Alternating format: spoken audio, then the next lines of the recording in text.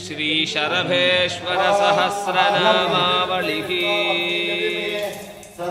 ओम श्रीनाथाय नमः ओम रेणुकानाथाय नमः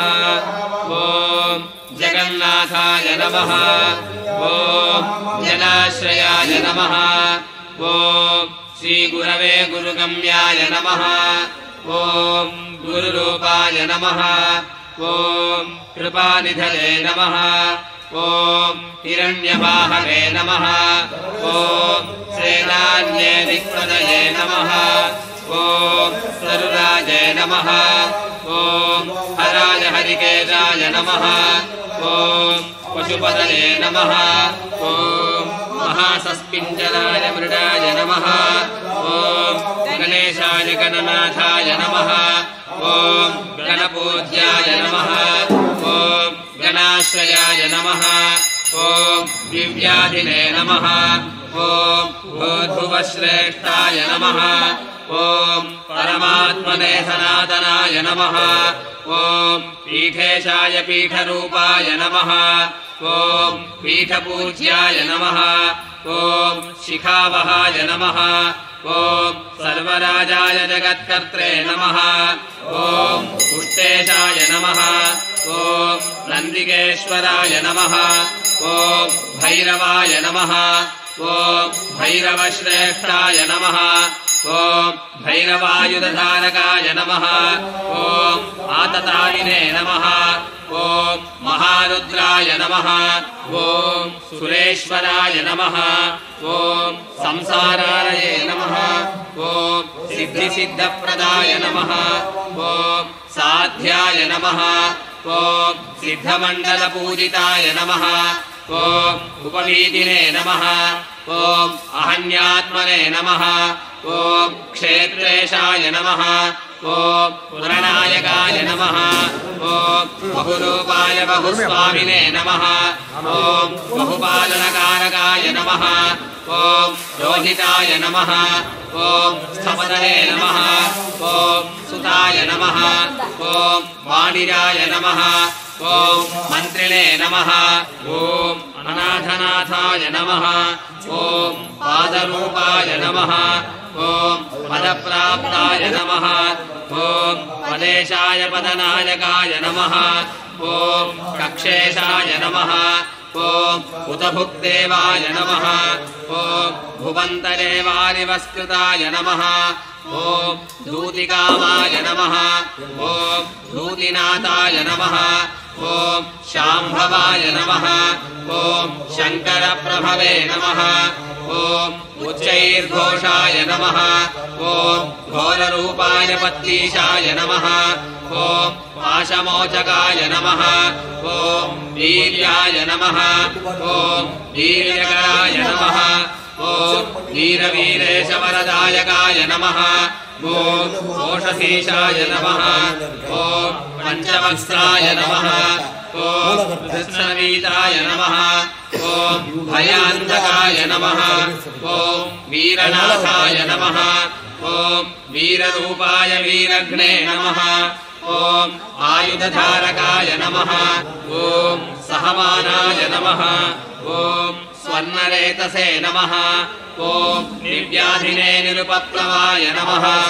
ओम चतुराक्रमनिष्ठाय नमः ओम चतुर्होत्रये नमः ओम चतुर्भुजाय नमः ओम आव्याधिनीशाय नमः ओम रघुभाय निषङ्गिने नमः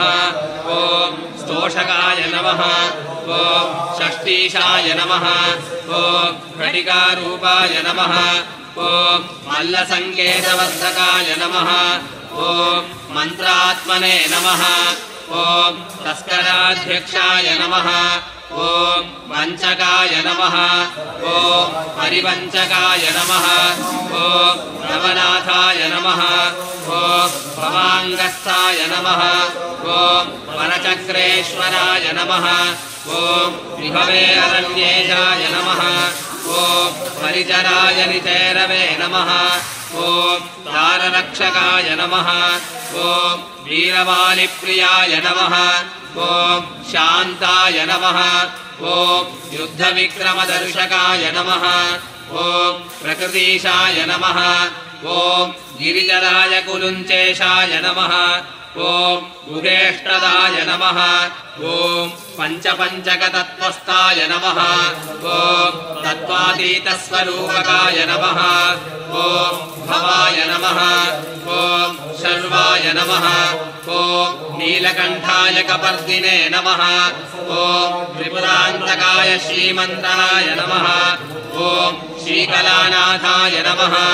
ॐ शयोधशेयो मारिधये नमः ॐ युक्तकेशाय नमः ॐ गिरिशाय नमः ॐ सहस्राक्षाय नमः ॐ सहस्रपदे नमः ॐ मालाधराय मुनिश्रेष्ठाय नमः ॐ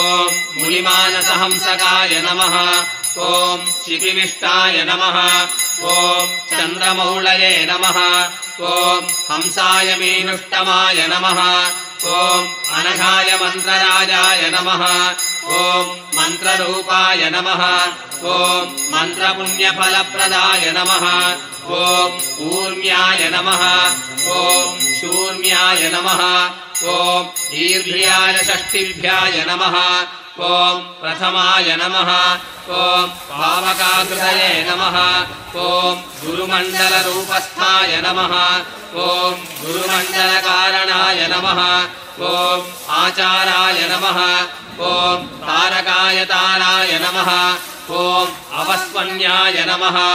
ॐ अनन्तविग्रहाय नमः ॐ तिथिमण्डलरूपाय नमः ॐ वृद्धिक्षयविवर्जिताय नमः ॐ दिव्यश्रोतस्थाय नमः ॐ ईशानाय नमः ॐ सूर्याय नमः ॐ पल्यकदोदयाय नमः ॐ प्रथमप्रथमाकाराय नमः ॐ द्वितीयाय नमः ॐ शक्तिसंयुताय नमः ॐ गुणत्रयतृतीयाय नमः ॐ युगरूपचतुर्थकाय नमः ॐ पूर्वजाय नमः ॐ अपरजाय नमः ॐ ज्येष्ठाय नमः ॐ कनिष्ठाय नमः ॐ विश्वलोचनाय नमः ॐ पञ्चभूतात्मसाक्षीशाय नमः ॐ ऋतुषड्भावभावनाय नमः ॐ अप्रगल्भाय नमः ॐ मध्यमाय नमः ॐ जघन्याय नमः ॐ सुधन्याय शुभाय नमः ॐ सप्तधातुस्वरजपाय नमः ॐ अष्टमहासिद्धसिद्धिदाय नमः ॐ प्रतिसूर्याय नमः ॐ अनन्तरूपाय नमः ॐ सौम्याय नमः ॐ याम्याय नमः ॐ सुराश्रयाय नमः ॐ नवनाथाय नमः ॐ नवार्तस्थाय नमः ॐ दशदिग्रूपतारकाय नमः ॐ रुद्रैकादशकालकाय नमः ॐ द्वादशादित्यदीपकाय नमः ॐ मन्याय नमः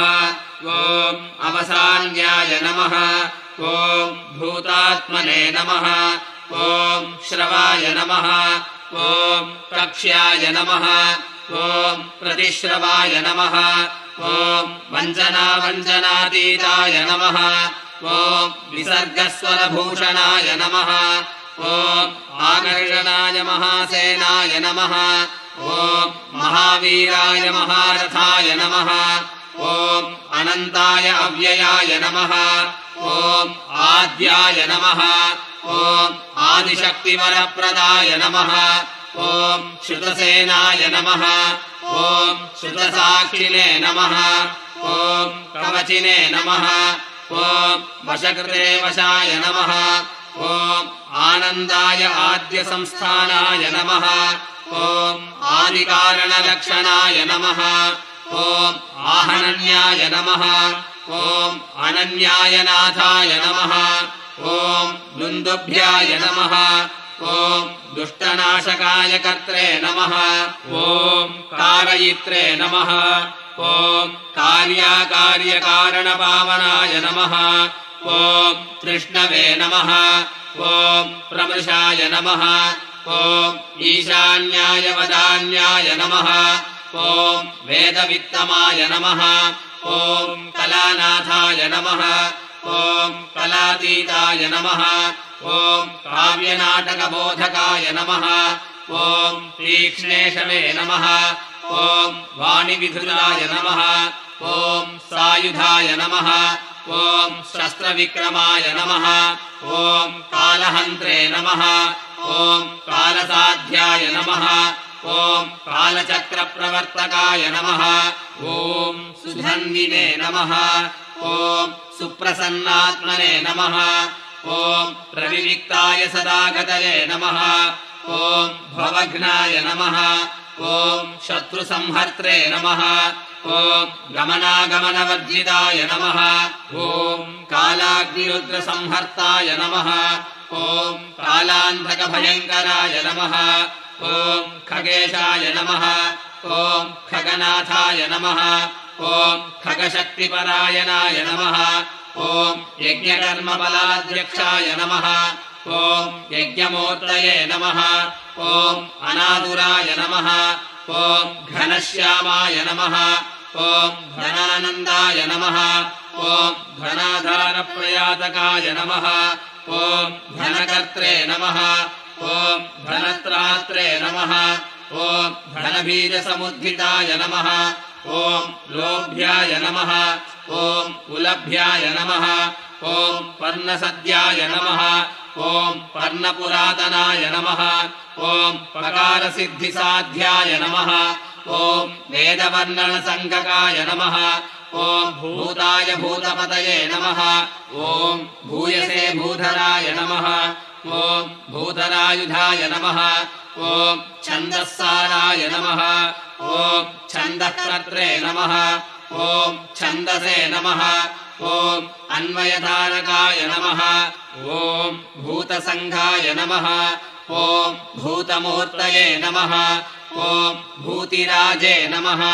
ॐ भूतिभूषणाय नमः ॐ चित्रसिंहासनाधीशाय नमः ॐ भिन्नशत्रे नमः ॐ समृद्धिमते नमः ॐ मदनाय मादकाय नमः ॐ मान्याय मधुराय नमः ॐ मधुरप्रियाय नमः ॐ जपाय जपप्रियाय नमः ॐ जप्याय नमः ॐ जपसिद्धिप्रदायकाय नमः ॐ जपसङ्ख्याजपाकाराय नमः ॐ सर्वमन्त्रजपप्रियाय नमः ॐ मधवे नमः ॐ मधुकराय नमः ॐ अक्रूराय नमः ॐ मधुराय मदनान्तकाय नमः ॐ जशरूपधराय नमः ॐ जशवृद्धिविवर्धकाय नमः ॐ यमशासनकर्त्रे नमः ॐ यमपूज्याय नमः ॐ यमाधिपाय नमः ॐ निरञ्जनाय निराधराय नमः ॐ निर्लिप्ताय निरुपाधिकाय नमः ॐ टङ्कारार्थाय नमः ॐ शिवप्रीताय नमः ॐ टङ्कारार्थकलाश्रयाय नमः ॐ निष्प्रपञ्चाय नमः ॐ निराकाराय नमः ॐ निरीहाय निरुपद्रवाय नमः ॐ समर्थप्रतिसामान्याय नमः ॐ मन्त्रसारसुसाधकाय नमः ॐ सत्त्वाय सत्त्वगुणोपेताय नमः ॐ सत्त्वविदे नमः ॐ सत्त्ववित्प्रियाय नमः ॐ सदाशिवाय रुद्ररूपाय नमः ॐ पक्षविक्षिप्तभूधराय नमः ॐ धनधान्यप्रदायकाय नमः ॐ अष्टपादाय रुद्राय नमः ॐ शरभमूर्तये नमः ॐ नाथाय नाथप्रियाय नमः ॐ नाद्याय नमः ॐ धननाथाय नमः ॐ नादब्रह्माण्डनायकाय नमः ॐ नमो रुद्ररौद्राय नमः ॐ महोग्राय मीदुषे नमः ॐ नाथज्ञान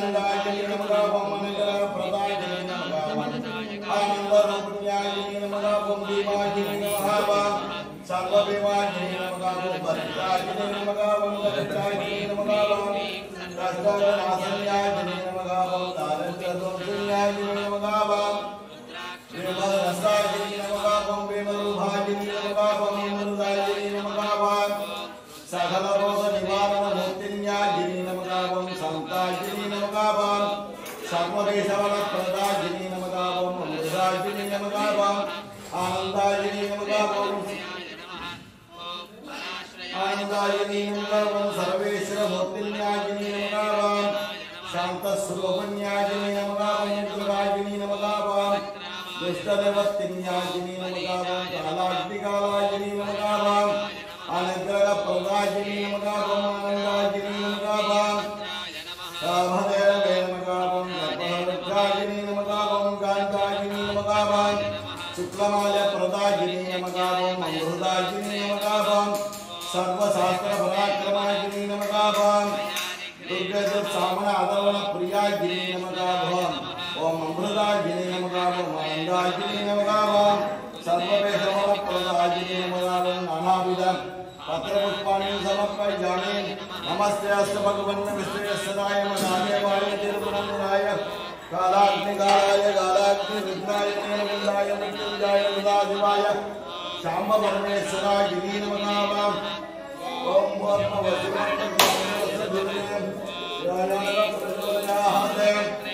ओम तत्पुरुषाय गिरि नमः ओम महादेवाय नमः शिवज्ञाय नमः रुद्राय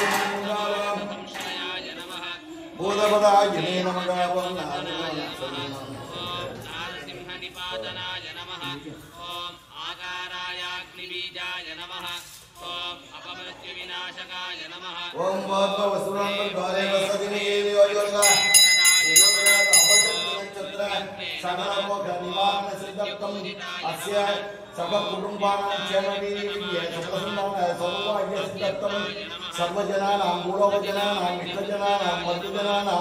सकलसौख्य सत्सन्तानां मङ्गलार्थभवन्तो शुद्धिनो भवन्तु धनधाय नमः